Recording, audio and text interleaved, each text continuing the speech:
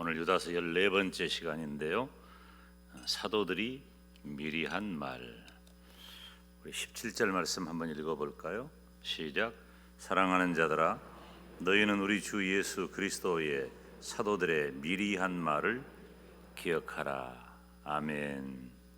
직역하면 사랑하는 자들아, 너희는 우리 주 예수 그리스도의 사도들에 의하여 앞서 말해줘 온 말들을 기억해라 하는 거죠. 이 사도들은 사도들에 의하여라고 번역하는 것이 원문에 더 가까운 좋은 번역입니다. 사도들에 의하여 미리 한 말. 미리 했다는 것은 그냥 앞에서 말했다는 정도가 아니라 예견했다, 미리 보았다. 즉 사도들에 의해서 예언되어졌다는 거예요. 사도들이 이러한 일에 대해서 예언했다는 거죠. 그러니까 지금 이 사도들이 예언했다라고 하는 말 속에도 있고 여기 오늘 본문에도 그렇게 기록이 돼 있지만은 지금 이 사도들의 사역의 근거와 권위는 어디에서 오는가? 우리 주 예수 그리스도의 사도들이라 그랬잖아요. 그러니까 이 사도들은 다 예수 그리스도에게서 비롯되었다는 것을 말하고 있어요. 그러니까 사역의 근거가, 사역의 권위의 근거가 예수 그리스도에 의하여 이루어졌다는 겁니다. 유다는 사도들에 의하여 예언된 그 내용들을 기억하라고 지금 명령하는 겁니다. 여러분, 오늘 우리가 말씀을 들을 때 이 유다를 이 시대 주의 종들의 그렇게 대비해서 여러분들이 말씀을 들어야 해요. 유다의 마음이 담임 목사의 마음, 또 이 시대 주의 종들의 마음이라고 하는 것이죠. 먼저는 사랑하는 자들아 그랬어요. 이 사랑하는 자들아라고 하는 표현은 이 신약 성경에 가끔 등장하는 그런 내용이죠. 특별히 서신서에서 이 편지를 기록한 사람이 즐겨 사용하는 말이에요. 먼저 시작을 할 때 사랑하는 자들아. 주로 편지의 첫머리라든지 그리고 또 어떤 주제를 시작하거나 혹은 아주 강력하게 호소하고 권면하고 뭐 그럴 때 즐겨 사용하는 표현이 사랑하는 자들아. 분위기 전환을 위해서 그런 거죠. 김 목사도 설교할 때 가끔 사랑하는 여러분이라고 설교 중간중간에 그런 언급들을 하잖아요. 그러니까 주의를 환기시키고 또 뭔가 중요한 얘기를 할 의도가 있을 때 쓰는 그런 표현이에요. 유다서에도 3절, 17절, 20절 이렇게 세 차례 사용이 되어져 있는데 지금 이 사랑하는 자들아라고 하는 이 유다의 표현 속에 지금 누가 연상이 될까요? 누가 연상이 되냐면은 지금 이 유다는 지금 누구를 비판하려고 이 유다서를 보낸 거예요. 누구를 비판하기 위해서? 거짓 교사들을 비판하기 위해서 유다서를 기록하고 있기 때문에 유다는 거짓 교사들하고 나는 전혀 다른 사람이다. 나는 너희를 뭐라고 부른다? 사랑하는 자들아. 이렇게 부를 수 있는 사람이라는 거죠. 그런데 거짓 교사들은 안 사랑한다는 거예요. 거짓 교사들은 사랑하는 게 아니라 잡아먹으려고 그러는 거예요. 그러니까 도적들이죠. 이 요한복음 10장식으로 언급을 하면은 싹군 목자예요. 거짓 목자. 목자 같은 모습만 하지 실제로 거짓 목자들이에요. 이 자리에 있는 모든 성도들은 주의 종이 따뜻한 마음으로 사랑하는 자들아 이렇게 말하는 그런 분들인 줄로 믿습니다. 요한 3서 1장 1절에 보면은 사랑하는 자들아, 그렇게 사랑하는 자여 이렇게 시작하잖아요. 사랑하는 자여. 오늘 낮 시간에 원로 목사님 설교하셨는데 제도적으로 교단이 정한 연령이 있기 때문에 사역을 마치고 은퇴를 하셨어요. 그래도 말씀을 전할 때나 혹은 대화할 때나 언제나 보면은 제도적으로는 이제 교회 사역을 은퇴를 했지만 마음은 여전하다는 거죠. 그래서 우리는 사역적인 것은 아니라 할지라도 우리가 원로 목사님을 대할 때는 효도하는 마음으로 그렇게 대하는 것이 참 좋은 일이다. 참 좋은 일이다. 그래야 좋아요. 그래야 그것이 아름다운 일이라고 하는 거죠.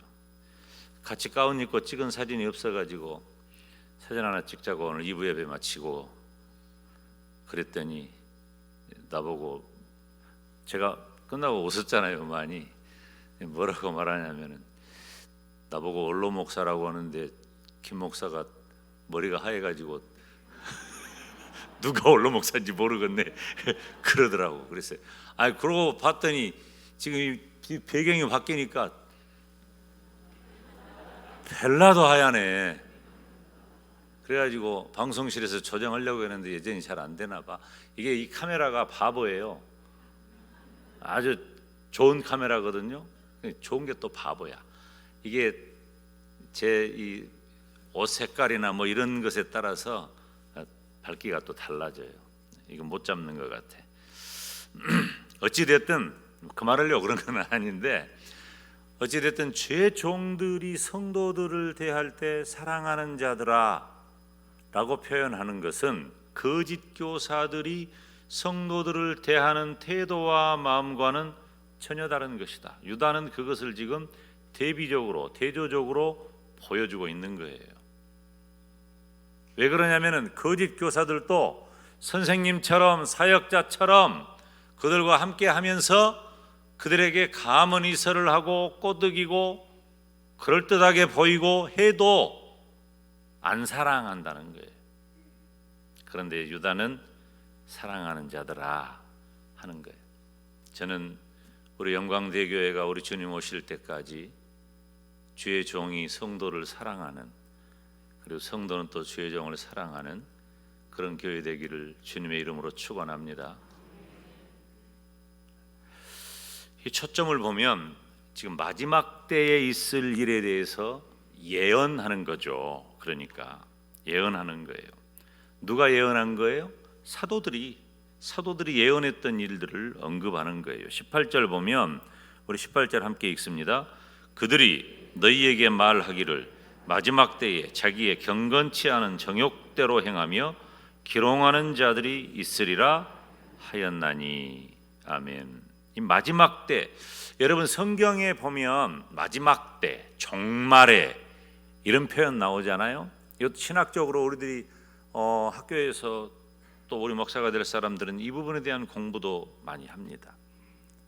학교에서 가르치는 게 충분하지 않으니까 개인적으로 마지막 때, 종말 이거 공부하는 게 좋아요. 오전사님. 신학교 졸업하면 다 갖춰서 끝난 게 아니야. 이제부터 준비를 어떻게 하느냐에 따라 어떤 목사가 되느냐 하는 게 결정이 되는 거예요. 다 자기가 공부를 해야 돼. 근데 특별히 이 마지막 때, 종말에 이 부분도 어떤 시제에 관계된 내용이거든요. 그런데 어떤 그 일정한 시점을 말하는 게 아니에요. 마지막 때라고 하니까 일정한 시점을 말하는 게 참 이게 좀 애매하죠. 우리가 이해하기에 좀 더 쉽게 표현하면은 어떤 그 일정한 그 시점이 아니라 그 기간의 개념이에요. 기간, 어느 때부터 어느 때까지라고 하는 그 개념이 성경에 기록된 종말의 마지막 때 그렇게 사용된 거죠. 그럼 성경에, 특별히 신약 성경에 정말 마지막 때는 어느 때일까? 대체적으로 예수님께서 부활하시고 승천하신 다음에, 지금 이 편지를 받는 사람들의 입장을 보면 그런다는 거예요. 이 편지를 받는 사람의 입장에서 볼 때 지금부터 2000년 전 성도들에게는 예수님께서 부활하시고 승천하신 다음에 뭘 기다려요? 예수님이 가실 때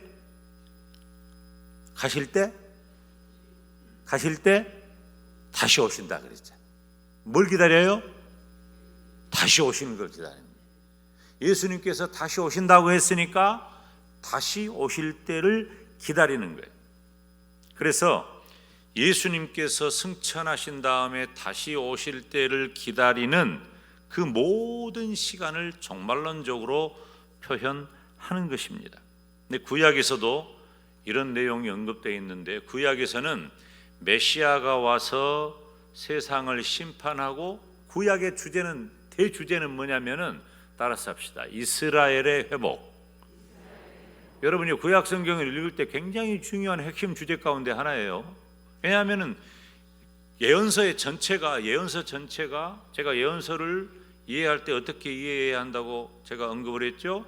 예언서를 이해할 때는 지금 현재 일어나고 있는 일 해석할 때 그래요. 또 그 다음에는 가까운 미래, 그리고 먼 미래, 그리고 완전히 먼 미래. 그러니까 이 예언서를 이해한다는 것은 굉장히 어려운 일이에요. 그런데 그 주제 가운데 대부분이 핵심 주제가 뭐냐면은 이스라엘이 회복하는 때를 말하는 거예요. 그 이스라엘이 회복하는 때가 언제냐면은 바로 메시아가 오실 때란 말이에요. 그 메시아는 누구를 가리켜요? 예수 그리스도를 가리키잖아. 그러니까 예수 그리스도를 초점으로 해서 구약 성경이 기록되었고 예언자들의, 선지자들에 의해서 예언이 되어졌다가 예수님이 오시면 그러면 끝나느냐? 아니에요. 제가 아까 뭐라 그랬어요? 더 먼 미래. 그러니까 구약 성경에 기록하고 있는 바는 메시아가 이 땅에 초림 예수로 오셔서 나중에 새 하늘과 새 땅을 이루는 마지막 심판의 때까지를 다 총괄하는 그런 의미라고 하는 것입니다. 우리 신학도들은, 신학을 공부하는 사람들은, 신학계에서는 실제적으로 이게 대체적으로 우리들이 쉽게 이해하는 거예요. 예수님의, 따라서 합시다. 예수님의 초림, 예수님의 재림. 그러니까 예수님의 초림과 예수님의 재림, 이 사이가 종말의 때, 마지막 때라고 하는 거예요. 예수님의 초림과 예수님의 재림, 이 사이에, 예수님의 초림과 재림 이 사이는 일정한 기간이에요. 영원하지 않아. 이 기간은 왜 영원하지 않을까요? 예수님은 분명히 다시 오시기 때문에. 아멘. 예수님은 분명히 다시 오시기 때문에 기간이 일정에 정해져 있어. 그리고 예수님이 오신 다음에는 영원 세계에 들어가는 거예요. 그래서 예수님의 초림과 예수님의 재림 사이는 영원 세계가 아니에요. 이 기간은 영원하지 않다니까요. 여러분, 이 기간을 영원하다고 생각하면 오해예요. 착각이에요. 끝나게 되어 있어요. 시간은 영원하지 않아. 왜 시간은 영원하지 않을까요? 시간이라는 말 자체가 영원하고는 다른 개념이기 때문에 그래요. 시간은 공간과 더불어서 함께 이해되어지잖아요. 지구가 태양을 중심으로 한 바퀴를 돌면 하루예요. 그것이 시간인 거예요. 공간의 영향을 받아요. 그래서 시간하고 공간은 함께 가는 거예요. 그런데 예수님이 재림하시면 바로 그 공간의 개념이 해체되고 시간의 개념도 해체되어서 영원 세계로 들어간다는 거예요. 그래서 마지막 때, 종말의 때는 어디까지? 여기까지, 예수님의 재림 때까지를 의미하는 것입니다.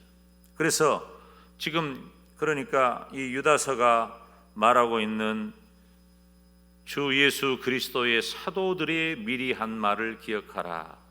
이 말에 영향을 받는 대상은 누구일까요?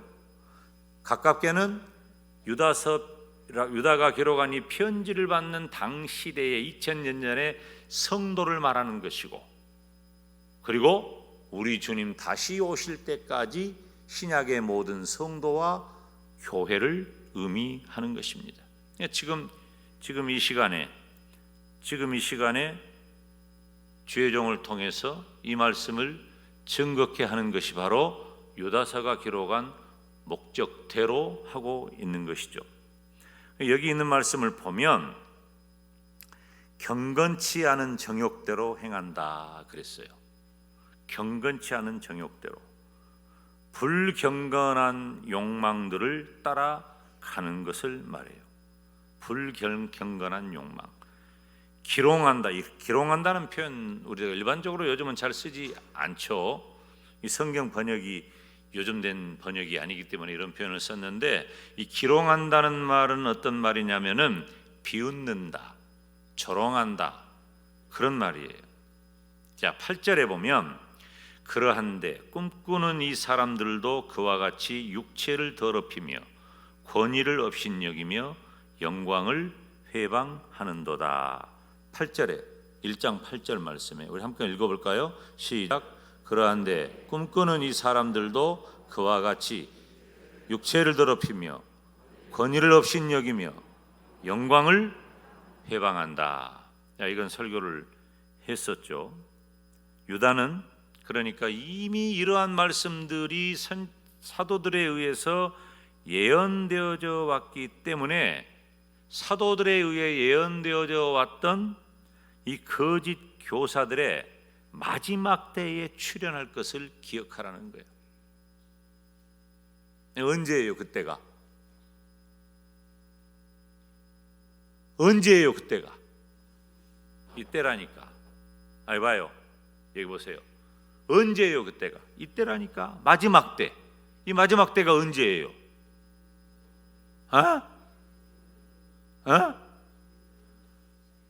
뭐라고? 마지막 때는, 여러분이 생각하는 마지막 때는 언제여야 한다고? 지금 내가 사는 이 시대를 말하는 거예요. 우리가 마지막 때 알아가지고 뭐 할 거예요? 그거 중요하지 않아요. 지금 하나님께서 내가 살아가는 이 시대를 마지막 때라고 말씀하시고, 내가 마지막 때를 살아가는 사람으로서 사도들의 예언한 바를 들어라, 기억해라, 생각해라, 주의해라, 경계해라 하는 말씀이에요.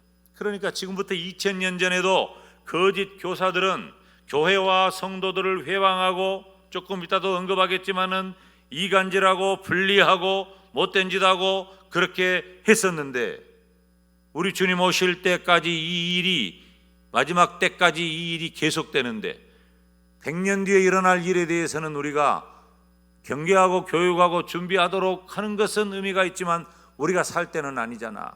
그러니까 중요한 건 뭐예요? 지금 내가 살아가고 있는 이 순간, 이 시대를 살아가는 내가 이 시대를 살아가는 내가 어떻게 거짓 교사들이 나타날 것을 민감하게 여기라고 하는 거예요. 긴장하라는 거예요. 그리고 꼭 마지막 때뿐만 아니라 기독교 신앙 전반에 걸쳐서 거짓된 가르침을 전하는 거짓 교사들을 가리키는 겁니다. 그래서 일반적으로는 마지막 때라고 하면 우리 주님이 초림하셔서 재림하실 때까지를 말하지만은, 오늘 유다서의 의의를 보면 우리 예수님을 믿는 성도들이 기독교 신앙 전반에 걸쳐서 거짓된 가르침을 전하는 그런 거짓 교사들을 유의하라는 것입니다. 이 사람들은 어떻게 하느냐?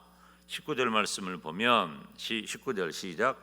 이 사람들은 방을 짓는 자며 육에 속한 자며 성령은 없다 그랬어요. 이 사람들이 누구예요? 거짓 교사, 사이비 이단, 거짓 선지자. 뭘 해요? 당을 짓는다 그랬어요. 당을 짓는다. 당을 짓는다는 것은 분할한다, 쪼갠다, 나눈다, 분리한다. 그러니까 둘로 나눠 가지고 경계를 짓는다는 말이에요.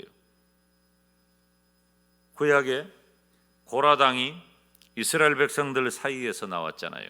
딴 데서 온 게 아니에요. 고라 자손들, 이 고라당은 이스라엘 백성들 안에서 삐져나와 가지고 당을 지은 거예요. 분파주의가 된 거예요. 그런 것처럼 교회 안에서 존재하면서 교회를 분열시키고 파괴하는 자를 말하는 거예요. 여러분, 어느 시대 어느 집단이고 갈라치기를 하는 것은 참 안 좋은 일입니다. 갈라치기는 안 돼요. 우리 대한민국은 하나의 대한민국이잖아요. 하나의 대한민국. 월드컵이나 해야 그거 보면서 하나가 되지, 월드컵 끝나자마자 갈라치기를 해요. 당파 다르고 여당 야당이 다르고 도대체 다 국민들을 위한다는데 국민들은 싫고 피곤하잖아. 우리가 기도해야 돼요. 그러니까 하나님, 이 정치인들이 정신 좀 차려서 온 국민이 하나 되는 길로 좀 정치를 잘하게 해주세요. 그렇게 해야 돼. 교회도 마찬가지예요. 교회는 특별히 영적인 곳입니다. 교회도 고도의 정치가 필요하고 또 이 세상에 살아가는 삶의 원리가 교회에도 필요하지만 그것보다 중요한 것은 영적인 원리예요. 영적인 원리 안에 하나만 되어 있으면 생각은 다 달라요. 솔직히 보면 오늘 저녁에 오신 분들의 면면을 다 봐요. 우리가 어떻게 하나가 될 수가 있겠어? 연령이 다르고 생각이 다르고 배움이 다르고 건강이 다르고 물질이 다르고 모양도 다르고 헤어스타일도 다르고 다 다르잖아요. 우리가 문화적인 배경도 다르고 비전도 다르고 다 다른데 우리가 어떻게 하나 되겠어요? 교회 안에 하나 되는 유일한 방법은 영적인 거예요. 예수 그리스도 안에서 예수 그리스도가 하나이고, 그러니 우리의 몸도 하나고 우리 모두가 다 하나라고 하는 거예요. 그래서 우리가 때로는 좀 나하고 안 맞아도 힘들어도 내 성향이 아니어도 아닌 것 같아도 그것이 성경과 헌법과 규칙과 결의를 벗어난 일이 아니라면 우리는 마음을 하나로 모아줘야 돼요. 그 영적인 공동체이기 때문에 그렇다는 것입니다. 그런데 이 영적인 공동체를 회방하고 갈라치기를 하는, 분리하게 만드는 가장 못된 것, 가장 나쁜 것, 그 분리주의는 뭐냐? 바로 거짓 교사들이에요. 진리로 나누는 거예요. 그런데 이 거짓 교사들이, 사이비 이단들이 바로 그러한 모습 속에, 그런 틈바구니 속에 파고 들어온다는 것이죠. 그들은 육에 속한 자며 성령은 없는 자다. 성령은 없다는 말이 무슨 말이냐면은 그들은 지금도 성령을 가지고 있지 않다는 거예요. 성령을 가지고 있지 않다는 게 무슨 말이에요? 여러분, 이건 무서운 말입니다. 제가 아까 교회를 영적인 공동체라고 언급을 했죠.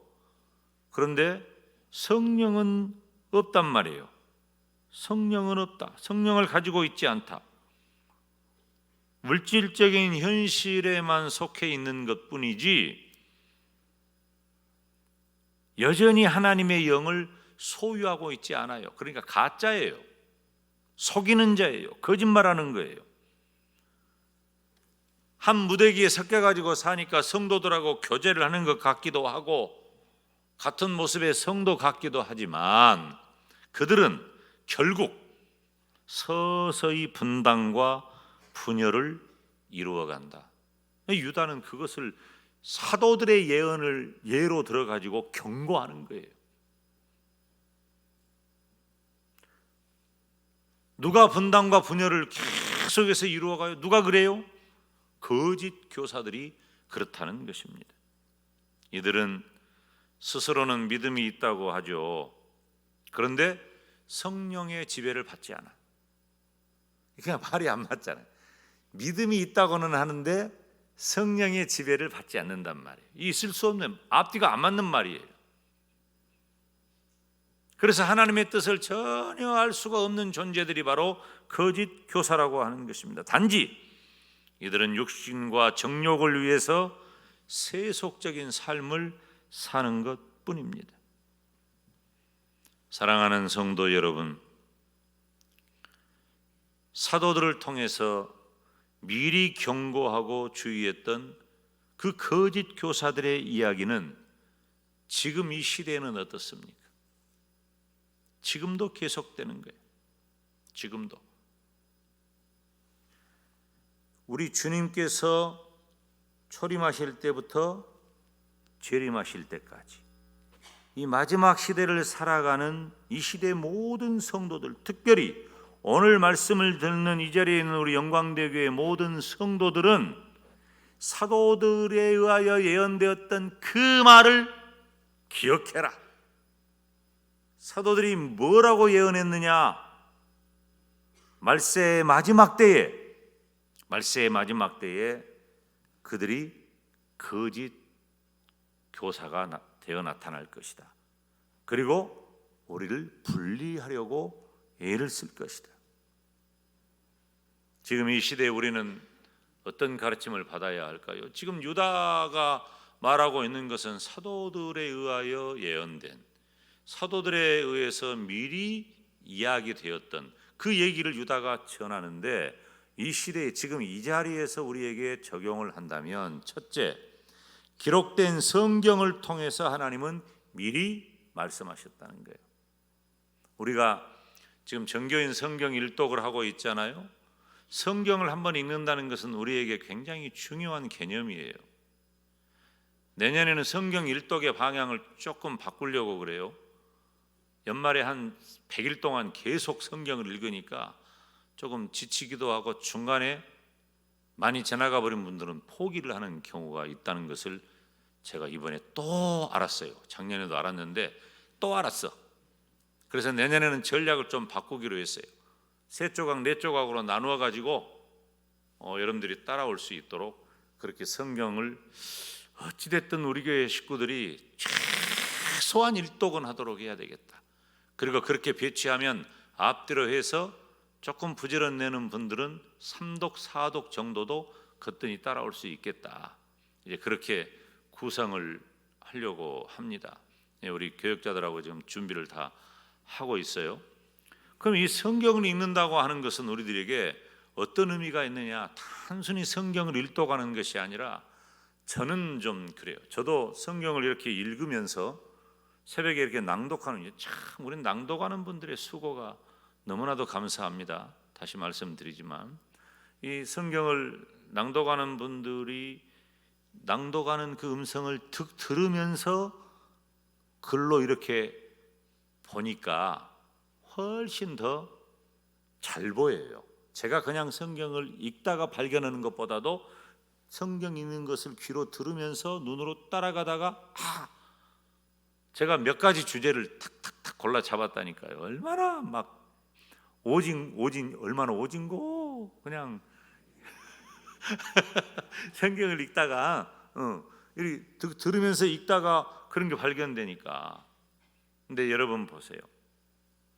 하나님께서는 기록된 성경을 통해서 말세의 마지막 성도들이 어떻게 살고 어떤 것을 주의하고 어떤 것을 경계해야 할 것을 미리 말씀을 해놓으셨어요. 하나님의 말씀을 잘 붙잡으시기를 축원합니다. 두 번째는 세우신 주의 종들을 통해서 계속 말씀하시는 거예요. 우리 영광대교회는 이 강단에서 우리 목사님들 참 설교 잘하십니다. 우리 목사님 설교 잘하시고 지금 어느 교회 가서 세워놔도 다 어느 교회든지 담임 목사 다 훌륭하게 잘할 정도로 잘 준비돼 가고 있어요. 너무너무 감사한 일이죠. 이 강단에서 이렇게 주의 종들이 말씀을 전할 때에 그 세우신 주의 종들을 통해서 하나님은 계속 말씀하신다는 겁니다. 뭐 때문에? 우리가 바른 진리 안에 거하면서 유다서가 경계하는 대로, 유다가 오늘 본문에 경고하는 대로 거짓 교사들에게 미혹되지 말아라 하는 거예요. 이 시대의 교회가 이거 아무 관심 안 가져요. 지금 교회가 문화적인 공동체로 점점 바뀌고 있어요. 이거 교회 망하는 길입니다. 교회가, 서구 교회가 다 그랬어요. 유럽 교회가 그렇게 해서 지금 다 예배당 팔아먹고 술집 만들고 박물관 만들고 미술관 만들고 심지어 모스크가 돼버렸단 말이에요. 미국 교회도 마찬가지예요. 한국 교회는 서구 교회, 미국 교회, 서구 교회는 1000년이 걸려서 무너졌는데 한국 교회는 100년 만에 무너진 거예요. 성격이 급하니까 빨리 부흥했다가 빨리 무너진단 말이에요. 신학교를 안 가. 젊은이들이 은혜 받으면 신학교부터 가려고 해야지.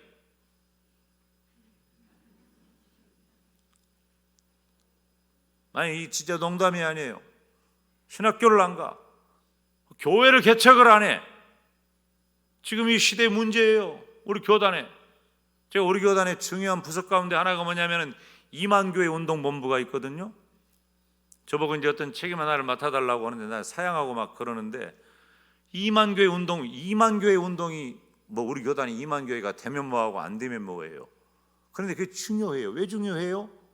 2만교회가 된다는 것은 교회가 늘어나는 거잖아요. 목사님 지금 교회가 얼마나 많은데 또 교회가 무슨 소리요? 안 믿는 사람들이 이렇게 많은데 왜 교회를 개척하지 않고 왜 더 전도하지 않고 왜 예수 그리스도의 복음을 전할 주의 종들이 더 많이 생겨나지 않냐 그 말이에요. 많은 것이 필요하다는 거예요. 왜? 지금 이 시대는 우리 주님께서 초림하시고 다시 오실 그때까지 마지막 때란 말이에요. 마지막 때는 추수할 때잖아요. 그러니까 마지막 때니까 거짓 교사들에게 미혹되지 아니하고 세우신 주의 종들을 통해서 하나님의 백성들에게 말씀하셔야 되는 거예요. 하나님은 어떻게 말씀하셔요? 지금 이 시대는 뭐 봤네, 들었네, 이따위 소리 하면 안 돼. 하나님은 보여주고 들려주고 그렇게 안 해. 어떻게 해요? 말씀을 통해서 계시하시고. 아멘. 그래서 그 말씀을 통해 계시하시기 때문에 세우신 주의 종들을 통해 대한예수교 장로회라고 하는 이 진리의 울타리 안에서 주의 종을 양성해서 목회적 경륜을 쌓게 해서 우리 영광대교회 강단에 말씀의 사명자로 세워 선포하게 하신다는 거예요. 그러니까 기록된 성경을 통해서 우리들은 말씀하신 것을 집중할 뿐만 아니라 세우신 주의 종들을 통해서 지금도 하나님은 계속 말씀하신다. 어떤 말씀을? 거짓 교사들에게 미혹되지 말아라. 우리 주님이 다시 오시면 우리 주님은 우리의 신랑이 되어 오실 줄로 믿습니다. 신랑 되신 우리 주님 기다리는 이 땅의 교회와 성도들은 신랑 되신 우리 예수님의 신부잖아요. 어쩌면 이렇게 성경은 너무나도 적절하게 비유를 해놨는지 몰라요. 말세의 마지막 때 살아가는 저와 여러분이 거짓 교사들에게 미혹되지 아니하고 순결한 신부 성도로서 신랑 되신 우리 주님 맞이하기를 주님의 이름으로 축원합니다.